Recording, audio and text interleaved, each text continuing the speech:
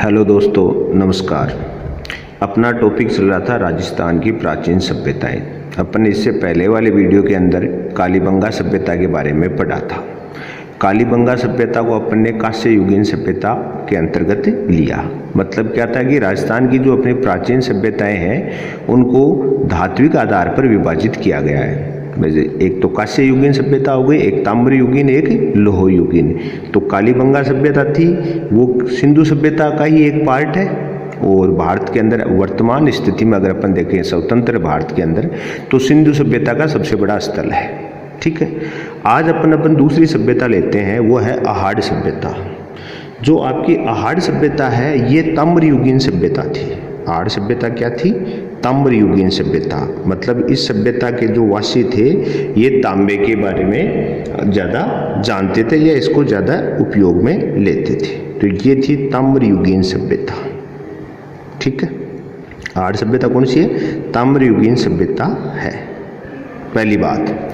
Secondary क्या है कि भाई आहाड़ सभ्यता राजस्थान में कौन से हिस्से में स्थित है? भाई राजस्थान में कहाँ पर आहाड़ सभ्यता है? तो अपन जानते हैं कि वर्तमान में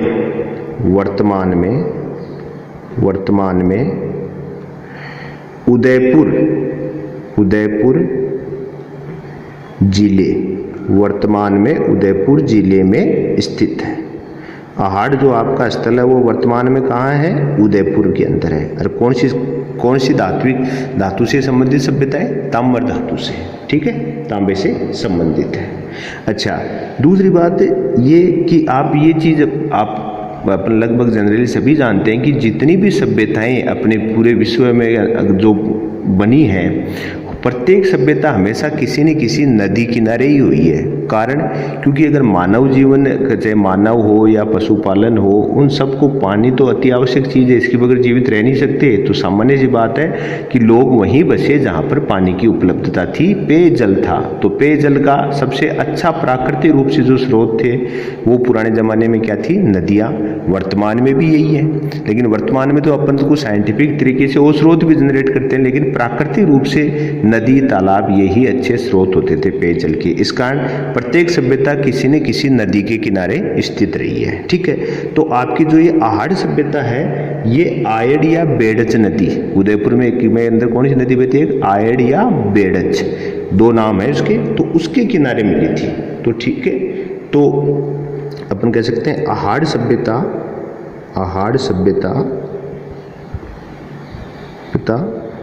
बेड़च या आयड़ नदी, या इसका दूसरा नाम क्या है? या बेड़च नदी के किनारे स्थित थी। ठीक है, किनारे स्थित थी।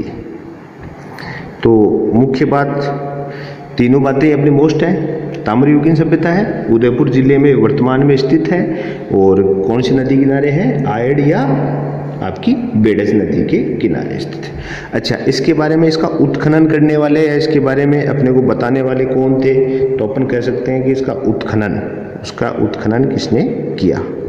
क्योंकि देखो सभ्यताओं में से क्वेश्चन ऐसे ही आने हैं, या तो सभ्यता की कोई विशेष जो उसके वहाँ पर आपके खुदाई स्थल पर कोई विशेष तथ्य प्राप्त होते हैं उनके बारे में पूछते हैं, या उत्खननकर्ता पूछते हैं, या जिला पूछ लेते हैं कौन से जिले में है, और या फिर स्पेशल रूप से कोई नदी के बारे में कि वे किस नदी पर स्थित थी। ठीक है, तो इसके उत्खननकर्ता हैं वो 3 जने हैं। तो मुख्य रूप से एक तो रतनचंद्र,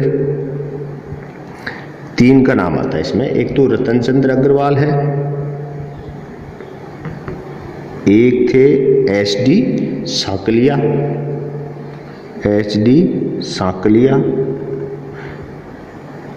और इनके साथ जो तीसरे व्यक्ति थे वो के थे एक के व्यास। ठीक है, ज्यादातर आपको फ्रंट में नाम ये 2 ही मिलेंगे, रतनचंद्र अग्रवाल और HD साकलिया, लेकिन थर्ड जो पर्सन इनके साथ थे वो कौन थे? एक के व्यास थे। ठीक है, तो ये उत्खनन करता थे आपकी आहाड़ सभ्यता के। ठीक, अच्छा, अब जो उत्खनन हुआ तो अपन सभ्यता के उत्खनन में जो भी चीजें मिलती हैं तो अपन ये जरूर पता करते हैं कि भाई सभ्यता कितनी पुरानी रही होगी। ये तो एक सामान्य सी जिज्ञासा भी होती है। तो आपकी कार्बन डेटिंग प्रणाली से जो इसकी का जो पता लगाया गया ये मानी गई लगभग 2000 ईसा पूर्व से लेकर ईसा और 1200 ईसा पूर्व तक, ईसा पूर्व है ये इसका समय माना गया। अब जब जैसे भाई वर्तमान के देखें तो लगभग ये 4000 साल पुरानी तो आपकी सभ्यता थी तो 4000 साल पहले ये आपकी आहड़ सभ्यता है उसका समय माना गया है। ठीक है, किससे निकालते हैं अपन? कार्बन डेटिंग प्रणाली से। कार्बन कौन सा काम में लिया जाता है? 14, कार्बन 14 प्रणाली भी बोलते हैं, कार्बन 14 प्रणाली भी बोलते हैं इसको। तो उससे अपन इसकी समय उम्र जो होती है उसको अपन ज्ञात करते हैं। ठीक है, अच्छा इसके और नाम क्या क्या हो सकते हैं भाई? तो अपन कह सकते हैं कि अन्य नाम, तो अन्य नाम, एक नाम तो आहड़ सभ्यता है ही, और अन्य नाम के लिए कह सकते हो कि कोई, ये अन्य नामों में आप भी जानते हो ये कौन सी धातु के बारे में ज़्यादा जानते थे सभ्यता वाले, या जिसका उपयोग करते थे, कौन सी करते थे? तांबे की। तो आप इसको कह सकते हो कि ये ताम्रयुगीन सभ्यता है एक तो। ठीक है, दूसरी क्या है कि इसको यहाँ पर जो ये आहड़ सभ्यता मिली है वो एक कोई धूल का टीला है, इस कारण इसको धूलकोट सभ्यता भी बोलते हैं। तो एक तो इसका नाम है धूलकोट, धूलकोट सभ्यता इसका उपनाम है, टीला है ये, धूलकार जानते हो मिट्टी, तो एक तो इसका क्या नाम है? धूलकोट सभ्यता है। एक इसको बोलते हैं अघाटपुर सभ्यता, अघाटपुर सभ्यता उपनाम है। तो कई बार क्या होता है कि कोई एग्जामिनर जब पेपर बनाता है तो जब डाइवर्ट करना सीधा आहड़ न दे के आपसे पूछ ले अघाटपुर सभ्यता, धूलकोट सभ्यता, तो ये उपनामों के बारे में अपने को जरूर पता होना चाहिए। हाँ, एक और है, इसको बोलते हैं मृद भांडों की, बड़े मृद भांडों की सभ्यता, बड़े मृद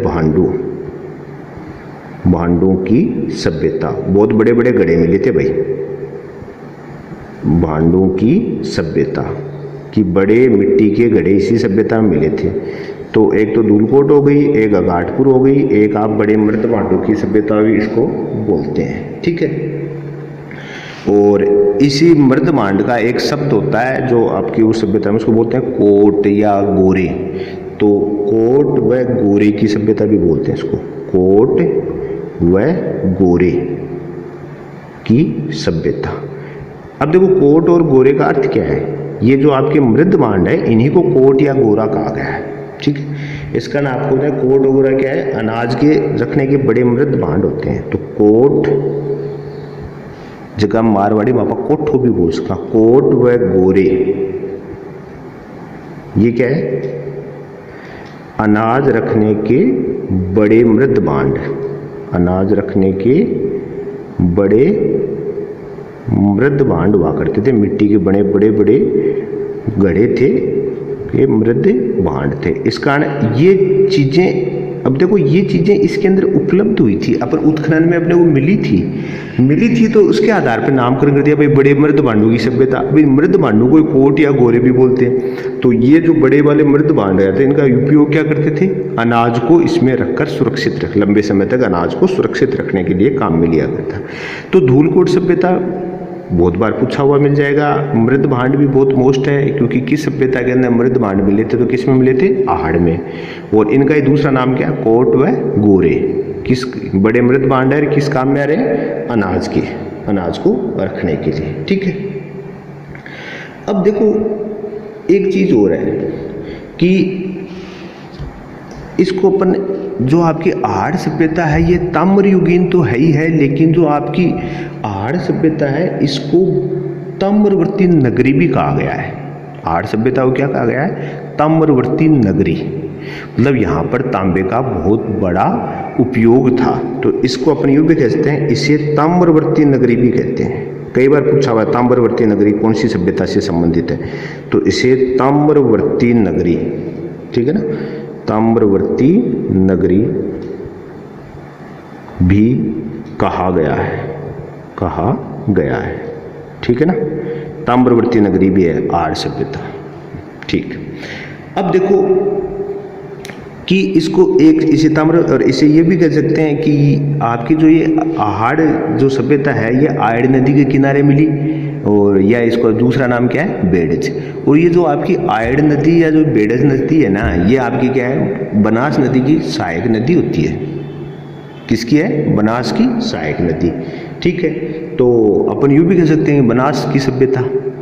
इसको कई जगह आपको ऐसे भी पढ़ने को मिल जाएगा, ये कोर्स की है बनास नदी की सभ्यता। क्यों, क्योंकि आयड नदी है वो किसकी सहायक नदी है, बनास की। तो कई जगह आपको ऐसा भी पढ़ने को मिल सकता है कि इसे बनास की सभ्यता भी कहते हैं। ठीक है, अब देखो ये तो चीज हुई, तो अपन यूं भी कह सकते हैं इसे बनास नदी की सभ्यता भी कहते हैं, इसे बनास नदी सभ्यता भी कहते हैं, नदी सभ्यता भी कहते हैं। अब कारण मैंने बता दिया, कारण क्या है, क्यों, क्योंकि आपकी जो आयड नदी है या बेडस नदी है वो क्या है, बनास की सहायक नदी है, तो बड़े का नाम भी आता ही है, तो इसे बनास या इसकी सहायक नदी के रूप कारण इसे बनास की सभ्यता भी कहा गया।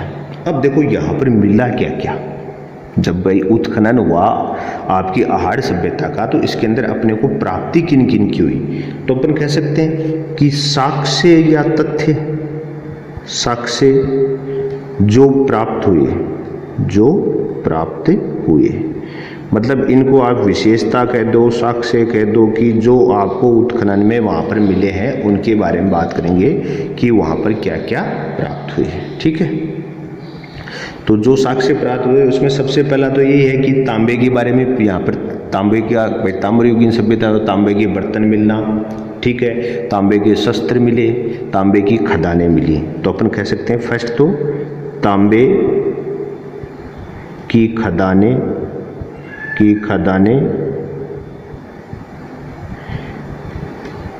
तांबे के बर्तन व शस्त्र, ये तो तांबे संबंधी बात होगी। तांबे का यहाँ पर क्या क्या मिला, तांबे की खदानें मिली और तांबे के बर्तन मिले, शस्त्र मिले। ठीक है, एक क्या है कि इसके अंदर एक ही रसोई घर में कोई 6 चूल्हे प्राप्त हुए। एक ही रसोई घर में कितने चूल्हे, 6। अब 6 चूल्हे अगर एक रसोई घर में, तो आप भी सोचते हो खाना तो बहुत ज़्यादा ही पकता होगा, 6 चूल्हों का एक क्या उपयोग। तो सामान्य सी बात है कि आपकी जो आहार सभ्यता थी ये वृहत परिवार थी या संयुक्त परिवारों की सभ्यता थी। आहार सभ्यता क्या थी, संयुक्त परिवारों की सभ्यता थी। तो अपन कह सकते हैं एक रसोई घर में 6 चूल्हे प्राप्त, 6 चूल्हे मिले, अर्थात आहार सभ्यता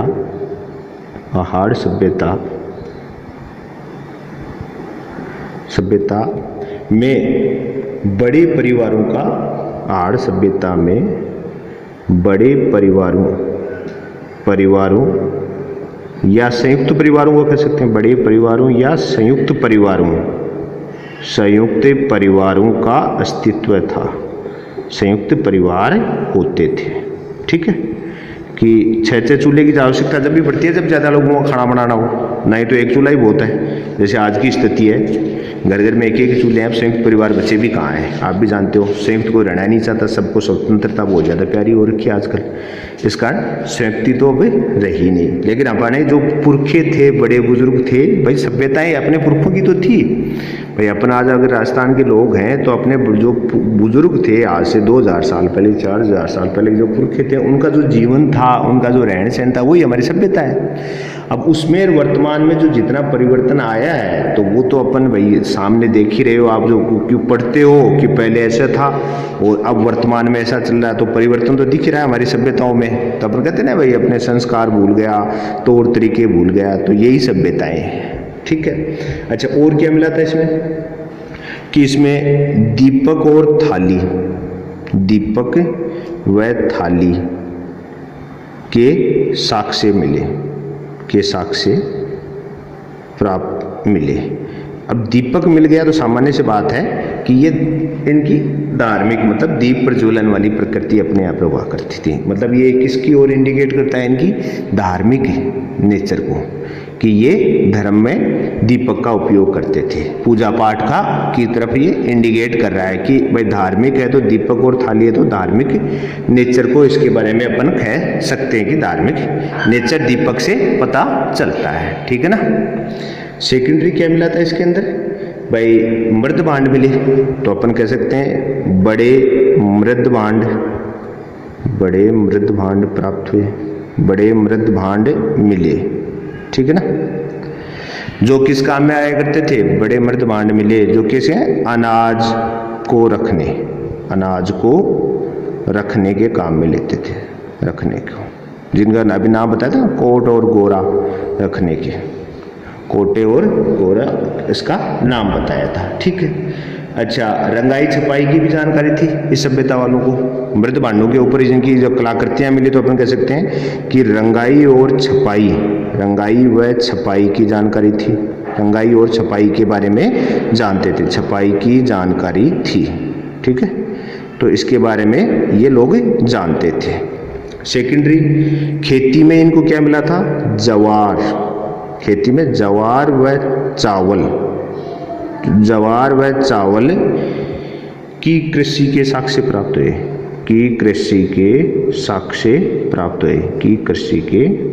प्राप्त हुए, ये दो जीन्स का ज़्यादा उपयोग करते थे, जवार और चावल के साक्ष्य मिले अपने को। ठीक है। तो अगर आप उदयपुर साइड के में अगर आप जाते हो या फिर कभी आप उधर के रहने वाले तो आप देखते होंगे जवार की खेती तो आज भी वहाँ पर मुख्य खेती हुआ करती है। तो जवार और चावल के आपके यहाँ पर कृषि संबंधी चीजें इनको मिली। ठीक है।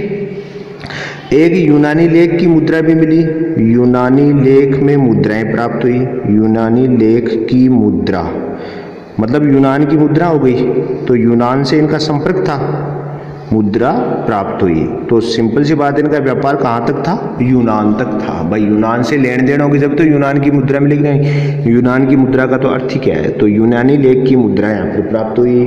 खेती में किसके बारे में जानते थे, जवार और चावल। रंगाई छपाई का एक कार्य जानते ही थे। ठीक है। एक चीज और इसकी मोस्ट है, वो बताना भूल गया मैं, कि यह इनकी खुदाई के अंदर एक बैल की आकृति की एक मूर्ति मिली थी। बैल की आकृति की टेराकोटा से निर्मित,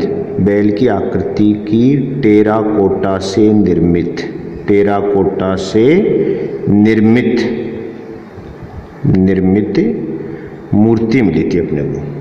ठीक है। निर्मित एक मूर्ति मिली। कई बार पूछ लेते कौन सी सभ्यता में की खुदाई के अंदर बैल की मूर्ति मिली, तो अपने ध्यान चाहिए कौन सी सभ्यता में मिली अपने को, आहाड़ सभ्यता में। ठीक है। तो ये आहाड़ सभ्यता के अंदर अपने को एक बैल की आकृति की मूर्ति मिली। ठीक है। यूनानी मुद्राएं प्राप्त हुई, तो सामान्य सी बात है इनका कहाँ तक लेन देन चलता था, व्यापार यूनान तक चला करता था। ठीक है। अच्छा, बाकी ये तो इसकी मुख्य विशेषता है। एक इनके मकानों के बारे में बता दें भाई, इनके मकान जो थे, मकान कैसे बनाते थे आहाड़ सभ्यता वाले, तो मकान जो बनाया करते थे उनकी नींव जो थी, मकान की नींव वो तो किन से बनाते थे, पत्थर से। नींव का उपयोग तो नींव गढ़ने में किसका उपयोग करते थे, पत्थर का। और जो बीच का स्तर हुआ करता था, दीवार को किसका उपयोग करते थे, लकड़ी की हुआ करती थी इनकी दीवारें। इनकी दीवार किनकी होती थी, लकड़ी की। और छत घास फूस, छत किसकी होती थी, घास फूस की। तो कई बार पूछते हैं कि आहाड़ सभ्यता की बने मकानों की दीवार हुआ करती थी ईंट की, लकड़ी की, पत्थर। तो आपको पता होना चाहिए कि जैसे भाई अपन ने कालीबंगा में देखा था मकान किन के बने हुए थे, कच्ची ईंटों के। और बाद में अंत समय में जो सभ्यता एकदम उत्कर्ष पे पहुंच गई थी उनकी, तब किसको पक्की ईंटें भी उपयोग में करने लग गए थे। वैसे ही आहाड़ सभ्यता के मकान है, उनके 3 पार्ट हैं। नींव तो पत्थर की हुआ करती थी, दीवारें लकड़ी की और छत घास फूस की हुआ करती थी। ठीक है ना। तो ये आपकी इसकी स्थिति के अंदर बात किया।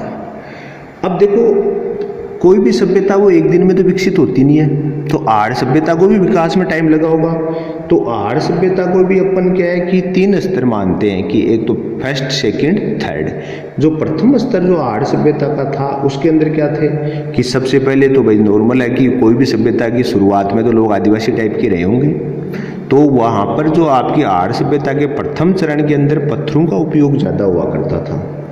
दूसरा जब चरण आता था उसमें कांस्य और तांबा मतलब धातुओं का उपयोग करने लगे, और तीसरे चरण में किसका उपयोग करने लग गए थे, ये आपके मृद भांडों का। तो आपकी सभ्यता के 3 चरण हैं। तो अपन कैसे आर्य सभ्यता कितने चरणों में विकसित हुई, 3 में। प्रथम था वो तो आप क्या कह सकते हो, पत्थर का उपयोग वाला चरण था, दूसरा धात्विक चरण था, और तीसरा किसका चरण था, आपके मृद भांडों का। तो ये मुख्य अपने मोटी मोटी बातें जो आपकी आर्य सभ्यता संबंधी थी जो अपन ने की है, ठीक है ना। ये आज के लिए अपन आर्य सभ्यता करेंगे, बाकी अपने नेक्स्ट लेक्चर में करेंगे, ठीक है। थैंक्स।